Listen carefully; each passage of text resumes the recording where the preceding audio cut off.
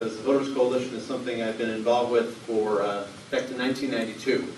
You have been a great nonpartisan organization which has taken it upon yourself to take on a lot of issues that are very important to this community, whether it's healthcare, education issues at the state, local, and federal level. So thank you for doing what you've done. Thank you for the endorsement first time I ran, and thank you for the endorsement this year again. It's greatly appreciated. It means a lot to me.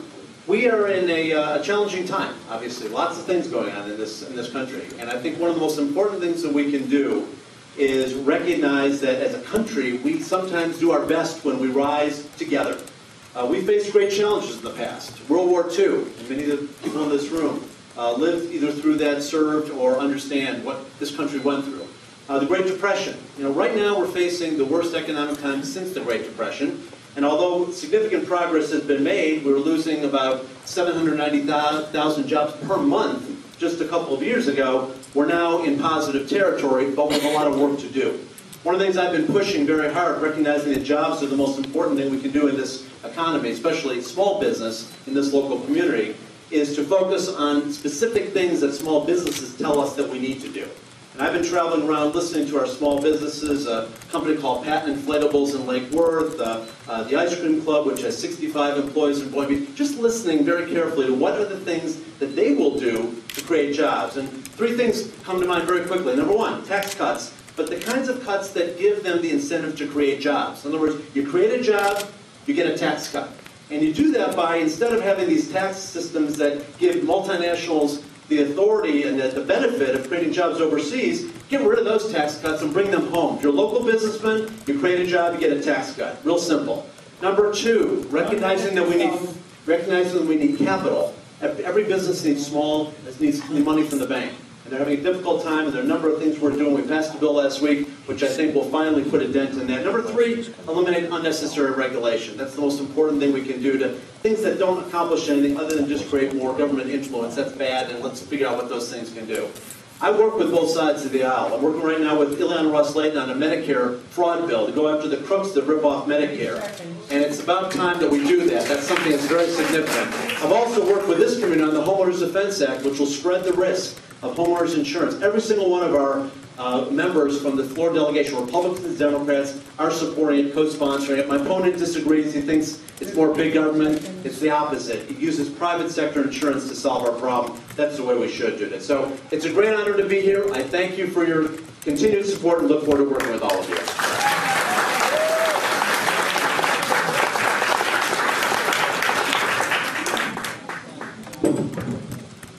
Anyone have any questions? If you put your hand up, I will bring you the mic. Representative Klein, did you bother to read the health care bill before you voted for it? If not, have you read it since? I read the health care bill like I've read every single bill I've ever been presented with in the history of my serving this country and the state of Florida. I read it, I understood it, I understand there are some things that you may not agree with, but I will tell you a couple things I think are very good about it. Number one, when I campaigned a couple of years ago, I said I was going to help close the donut hole. Anybody here affected by the donut hole in Medicare? Well, we're closing that, and it's going to finally give you some benefit in your drugs.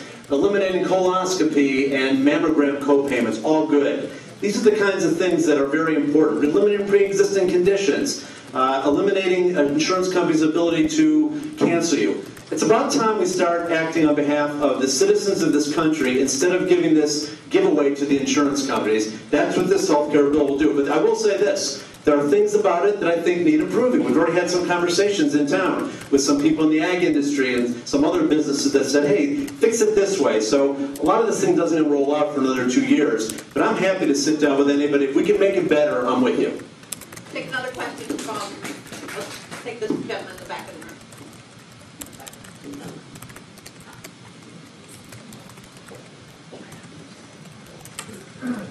Congressman, what are you going to do as a congressman to get us the hell out of Afghanistan? Yeah. That's a very good question. I supported taking our troops out of Iraq in a meaningful way. You can't pull anything out on a dime, and you have to do it meaningfully. And that means training the troops in Iraq and doing that, and I think we've done that correctly. I was over in Afghanistan about a month and a half ago with a bipartisan group met with our soldiers. And by the way, whether you think we should be out of Afghanistan or not, you cannot say enough for the men and women in uniform who are serving us in Afghanistan. Absolutely. They're doing an incredible job. But I had a chance to meet with General Petraeus, who is a very good general, very, very excellent, probably the best general we have right now. He says this is the toughest job we've had in 31 years. For him to say that is obviously significant. This is tough terrain. These are peoples that for 1,000 years have been operating in tribal units. They don't look at Afghanistan or Pakistan as countries. The Pashtun are in between there.